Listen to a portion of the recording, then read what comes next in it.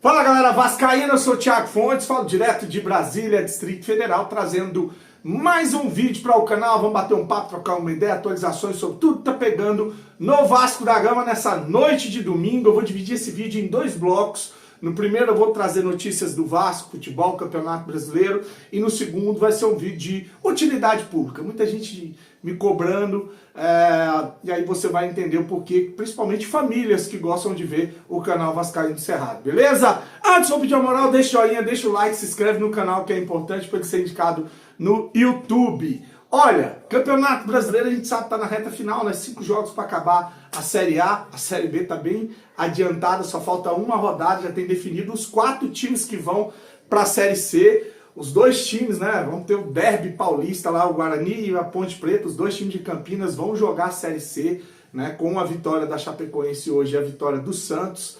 Os 2 times caíram para a segunda divisão, já tem definido os 4, né? Que é o Ituano.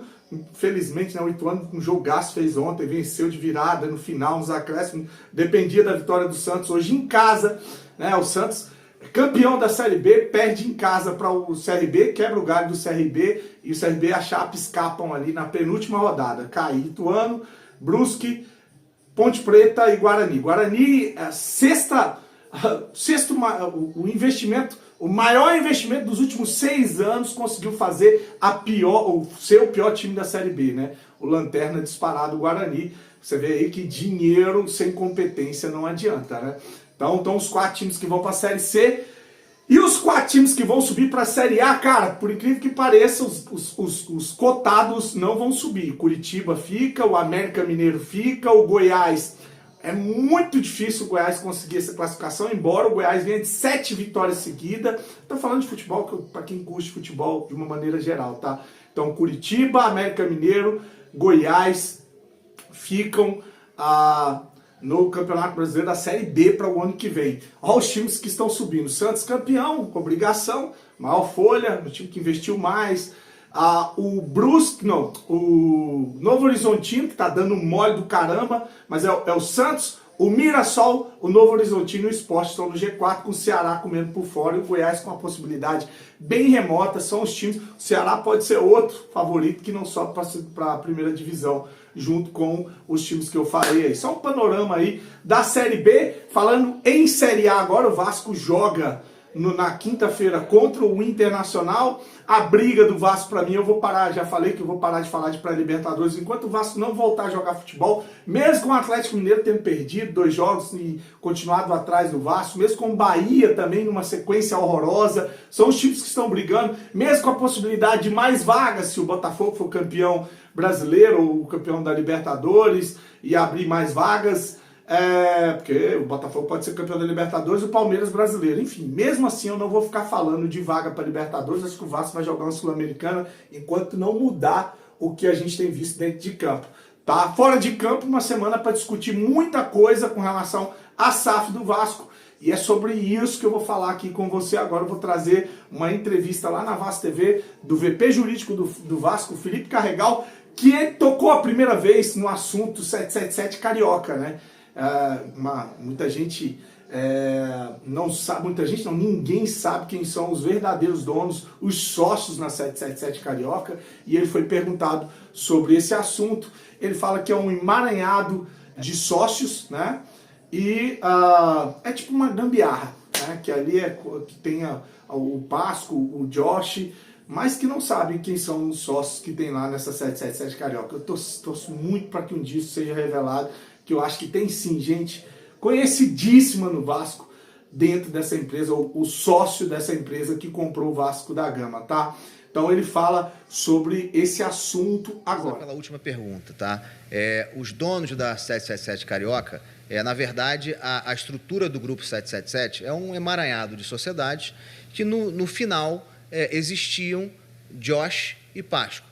Hoje, Josh e Pasco, como todo mundo já sabe, ambos foram afastados do controle do grupo 777. Bom, vou trazer mais um trecho dessa entrevista do Felipe Carregal. Claro, estou botando só o áudio, não tenho direito, aí se eu colocar tenho direito de imagem, e acaba dando problema para o meu canal. Mas aí ele vai falar agora sobre o processo de revenda do Vasco. Perguntaram para ele como é que está o processo de revenda do Vasco. E ele disse que, não, que a gente tem que ter cuidado, responsabilidade, para não fazer o que fizeram na gestão passada, a gestão do Salgado, que venderam às pressas para um oportunista. Então vou deixar ele falando sobre esse cuidado, esse zelo que não tiveram, atropelaram o estatuto, venderam às pressas com a ajuda do grupo dele, tá? Mas vou deixar aí o Felipe carregar. Como gestor, eu não posso tratar esse processo de venda como ele foi tratado no passado.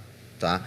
Todo mundo sabe que o processo de venda para a 777 foi um processo que foi muito rápido, faltou transparência e deu no que deu.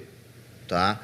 Então, nós temos que ter o cuidado, a responsabilidade para que não cometemos os mesmos erros do passado. Tá? Porque, veja, eu não estou... A diretoria administrativa não pega um classificado e anuncia vendem-se ações da Vasco SAF. Não é assim que funciona. Tá? Isso é um processo que demanda tempo, cuidado e responsabilidade. Tá? Porque é muito fácil um outro oportunista chegar aqui em São Januário prometendo mundos e fundos e não entregar nada. Tá? Que foi exatamente o que aconteceu. Então, nós não podemos cometer o mesmo erro. Tá. Para finalizar, uma resposta importante, né? Perguntado sobre recuperação judicial, comparando a do Cruzeiro e a do Botafogo, o vice-presidente jurídico do Vasco disse que o Vasco não está em recuperação judicial, é um processo de mediação com os credores, tá? E aí ele fala que a 777 não tinha um plano de pagamento, não tinha um prazo de pagamento e que não vão cometer os mesmos erros. Né? Se conseguir aí um parceiro, né, como ele falou, não vender para qualquer um, não vão vender sem que haja um prazo para pagamento das dívidas no Vasco. Tem que atacar a dívida como estão fazendo lá no Bahia. Então tá aí, para finalizar, com o Felipe Carregal. E esse processo de reestruturação, o Vasco não está em recuperação judicial, isso é importante frisar. Tá? A gente está num processo de reestruturação, tá? No qual está sendo feita uma mediação com os credores. E qual é a importância dessa mediação? Essa mediação, essa reestruturação, ela vai caminhar em paralelo à busca por um novo investidor. Tá? Por quê? Porque, Miguel, um dos pontos sensíveis da negociação passada foi a pressa. E, acredito eu, a pressa porque o Vasco estava numa situação financeira horrorosa. Tá? E justamente para que o Vasco fique numa posição mais confortável, tá? Numa posição em que a operação do dia a dia seja mantida, é que o Vasco iniciou essa estruturação. Isso, na minha opinião, deixa o Vasco menos fragilizado numa negociação com o novo investidor.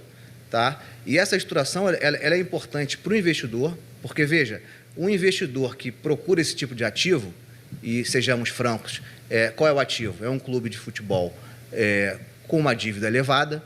Tá? Esse investidor ele procura previsibilidade. Tá? Ele procura boas condições de pagamento da dívida. E essa estruturação ela vai oferecer isso para o investidor. Tá? O investidor já vai chegar tendo uma previsibilidade de pagamento. Para o Vasco, tá? A importância dessa estruturação é que traz segurança. Segurança por quê? Porque esse projeto de restauração ele será condição necessária para que o novo investidor chegue. Esse novo investidor, ele necessariamente vai ser obrigado a cumprir esse plano de pagamento. Tá? Isso não foi feito na venda para a 777. A 777 ela não tinha um prazo de pagamento, ela não tinha um plano de pagamento. Isso não vai acontecer, isso não pode acontecer de novo, porque, como todos sabem, dívida é o pior problema para os clubes de futebol. Então, mais uma vez, não vamos cometer o mesmo erro do passado.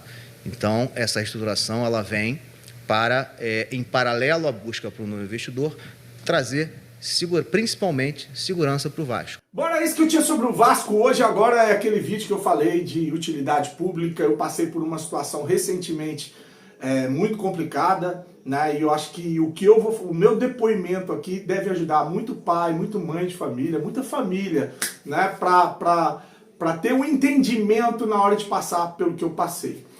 Primeiro, eu tive uma febre muito alta num domingo, aqui, do nada, de 6 horas da tarde, assim, pá! Uma febre que me derrubou. E ela foi passar de madrugada. Na segunda-feira, o meu filho teve febre alta. A minha esposa teve uma pressão alta, eu fui levar ela no hospital e eu não percebi que o meu filho estava com febre.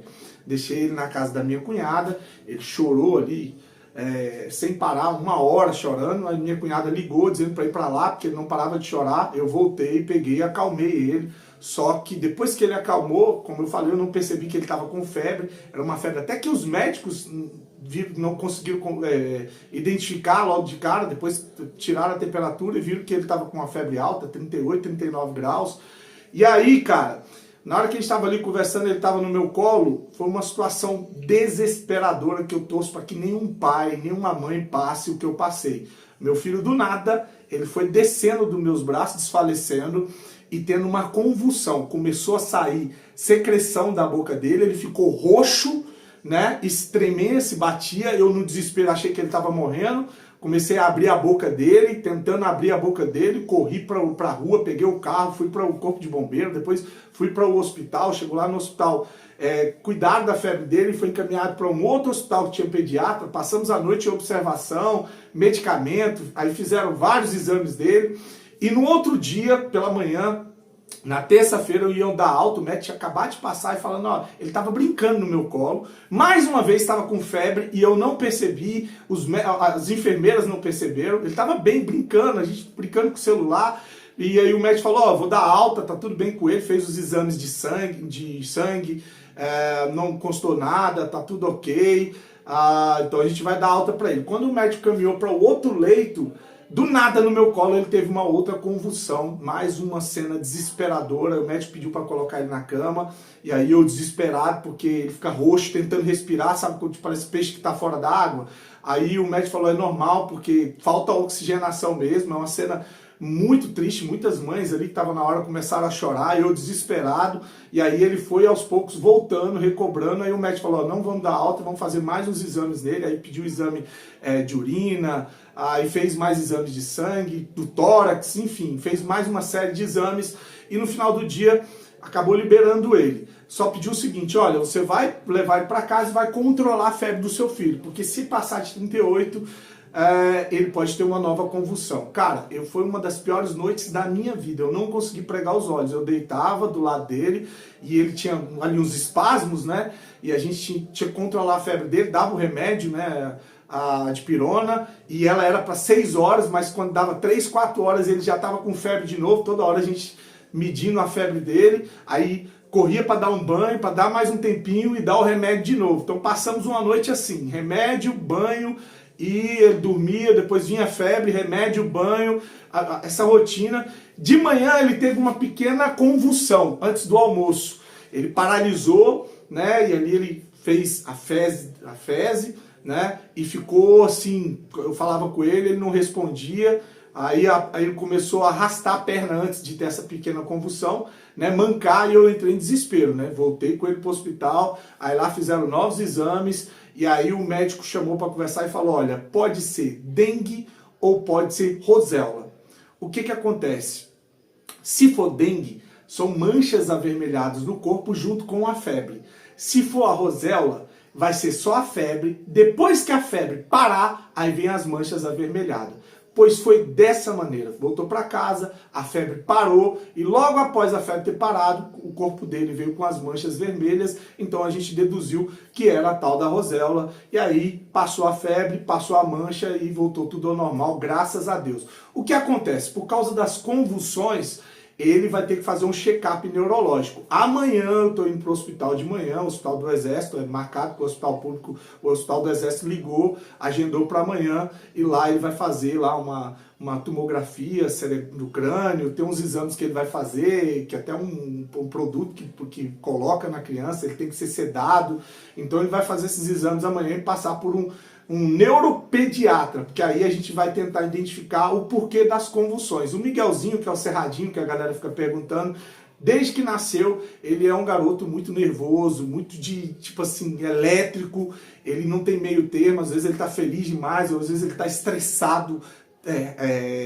demais, tem umas veias dele desde que de pequeno, que elas são bem latentes, assim, então a gente vai para fazer esses exames, esse check-up, até porque no início desse ano, quem acompanha o canal vai lembrar de uma pancada que ele recebeu na nuca e ficou desfalecendo, a gente correu, foi outra luta também pro hospital, e aí fez todos os exames, disse que não tinha nada, mas amanhã a gente vai fazer um check-up geral para saber se está tudo bem. A dica que eu dou para um pai, para uma mãe, que o filho estiver com febre, controle a febre do seu filho, vá para o médico saber o que é, porque tem um medicamento que você não pode tomar se a suspeita for dengue. E sobre a convulsão, cara, é triste, cara, é doído. Eu tô com isso, é um trauma na minha mente, no meu coração, que eu fico toda hora nervoso ao lembrar, porque ele passou e com medo de acontecer de novo. Só que tem que ter calma, vira ele de lado para que ele possa respirar, não fica muita gente em cima, bota no lugar ventilado para a secreção descer. O médico me explicou, não enfie a mão na boca dele, não tente abrir que você vai lesionar a boca dele, é normal, é esperar, porque o pico da convulsão é de 5 minutos, 6 minutos, depois ela passa. Só que você tem que correr para um hospital, para um atendimento, para saber o que é. Mas em caso de convulsão é isso, não enfie a mão na boca do seu filho, deita ele de lado, deixa a secreção baixar, calma, deixa um lugar arejado, controle a temperatura para ver se ele está com febre e vá para um hospital para ser atendido, que é isso que se eu soubesse eu tinha feito com mais tranquilidade, não saído louco como eu saí no carro, inclusive tomando várias multas, porque a gente correu igual maluco para um hospital, tá bom? Espero que com isso eu possa ajudar os pais e as famílias que gostam do canal Vascaíno do Cerrado. Amanhã a gente vai lá para fazer esse check-up, com fé em Deus vai estar tudo certo com ele, tá bom? Grande abraço, se inscreve no canal, fique com Deus e saudações vascaínas. Beijo pro pessoal. Vai lá. Tchau!